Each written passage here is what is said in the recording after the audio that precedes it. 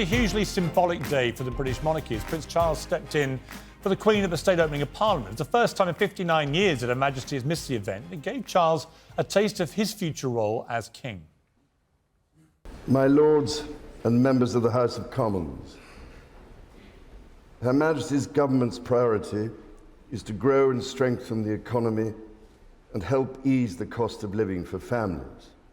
Well, I'm joined now by the noted British historian Sir Anthony Selden. Good evening to you, Sir Anthony.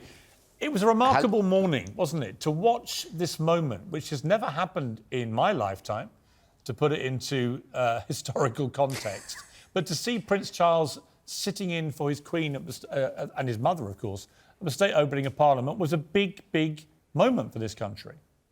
Yeah, it was a shock after 59 years, that's about your age, Piers, and a bit, to see somebody else other than the monarch who has been reading out the Queen's speech, her speech, but not written by her. To have somebody else doing it was a significant moment.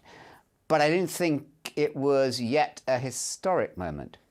Is there any chance at all, do you think, that the Queen might abdicate before she dies naturally and passes the baton to her son? Because I've always been told by those who are plugged into the royals that that would never be an option that they would take. Well, she is 96, and that's old by anybody's standards, and most people aged 96 are not doing a pretty full-time job.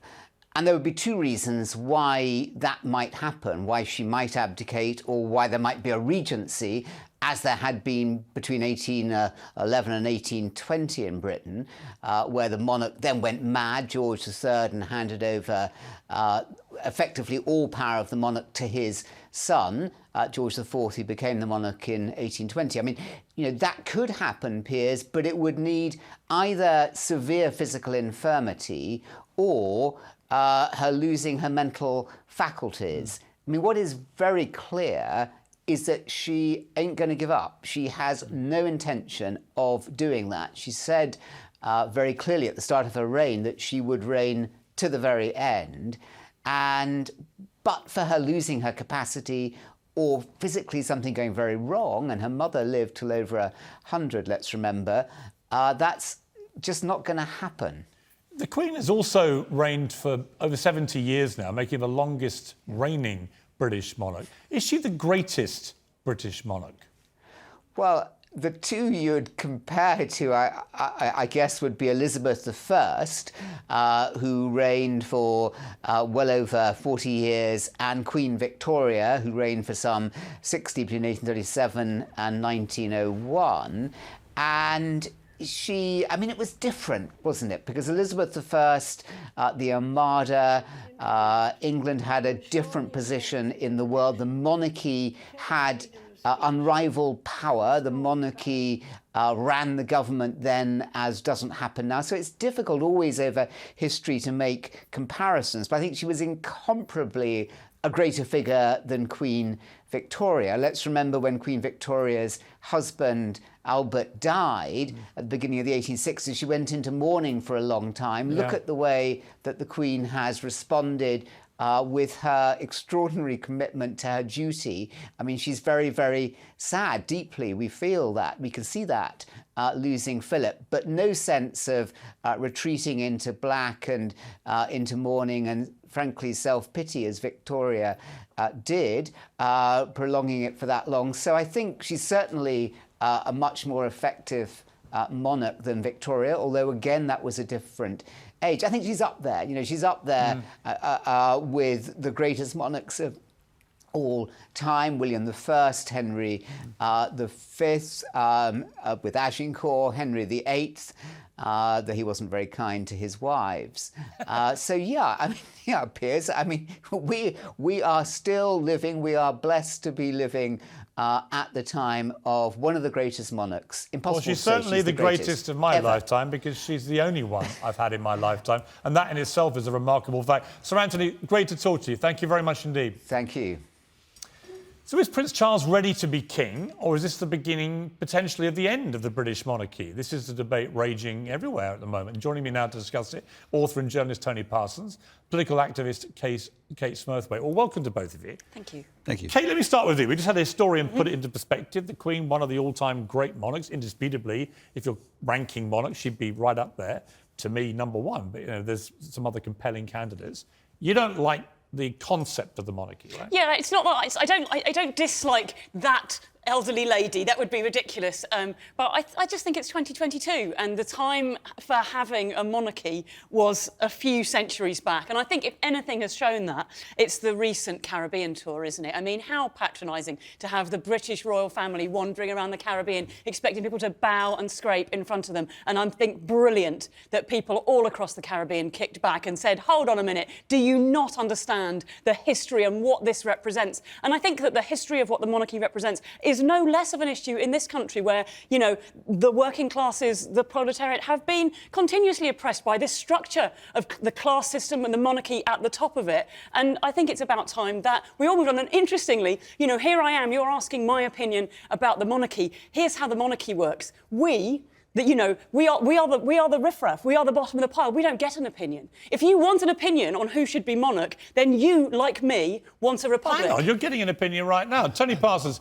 But that's my point. Do you identify as riffraff? And B, nobody knows the working class mentality of this country better than you do. You've written about it for decades.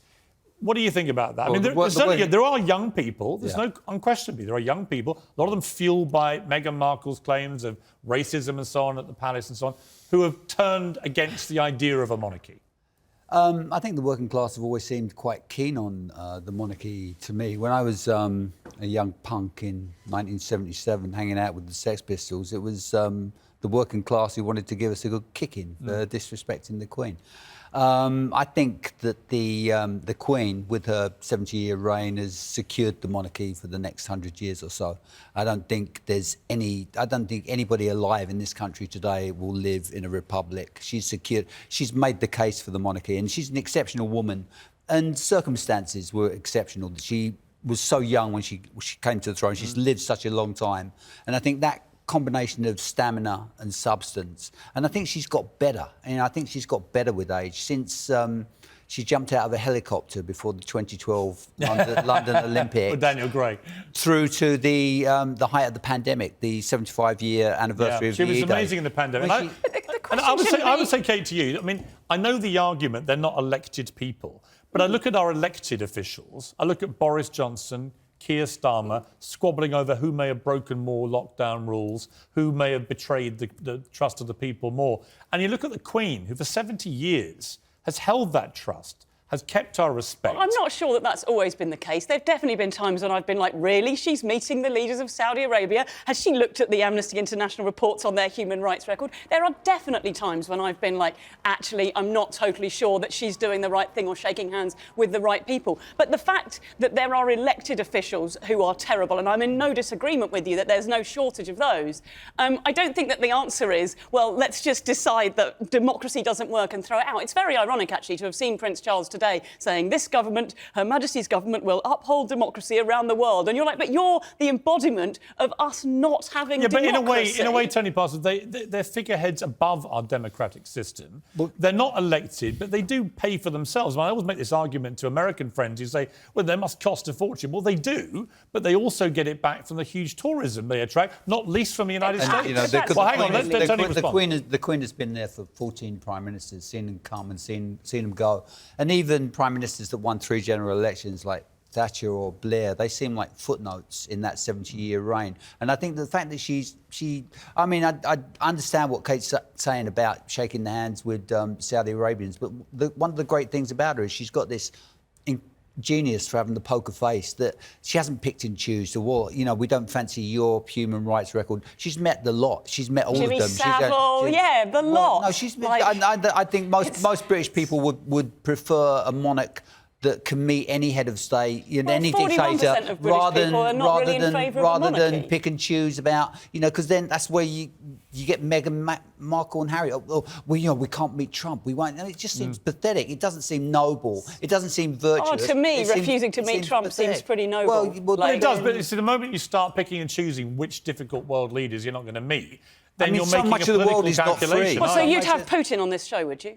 Yes, absolutely. Oh, You'd God, have, it would be really? No question. Wow. No question. But wouldn't you think? Hold on a minute, he's committing No, human I think. rights Hold on a minute. I'm atrocities. going to ask you some tough questions. In fact, But don't you think that there's something more significant we should do than ask him a pokey question with a pen? Don't you think we should? Actually, right now I'm about to interview official spokesman for the Taliban. Are you saying I shouldn't be doing that? Well, I'm not sure that. I mean, sure, if you're going to absolutely nail them, but if you're going to give them a space to expound their views and their opinions, yes, stand back and I'll do it. Hell yeah.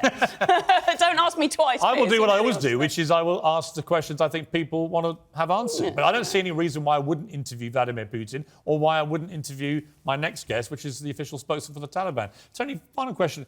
Is this country ready for the Queen passing? Because it's going to be such an enormous moment. I don't think we're ever going to be ready, because I think she's an impossible act to follow. And I think that King Charles III and King William IV will never be and could never mean what she means to the people, because she goes right back to the Second World War. She goes right back to that. I mean, you said last night on this show, there's never been a time when she wasn't on the throne. I'm 10 years older than you, and there's never been a time You're looking when about 10 years younger, by the way. That's his boxing training. We've got Lennox Lewis on there, and he'll be keen on your training regime, because you never get any older. Thank you for coming on. I appreciate it. Thank you very much, Tony. Great to see you again.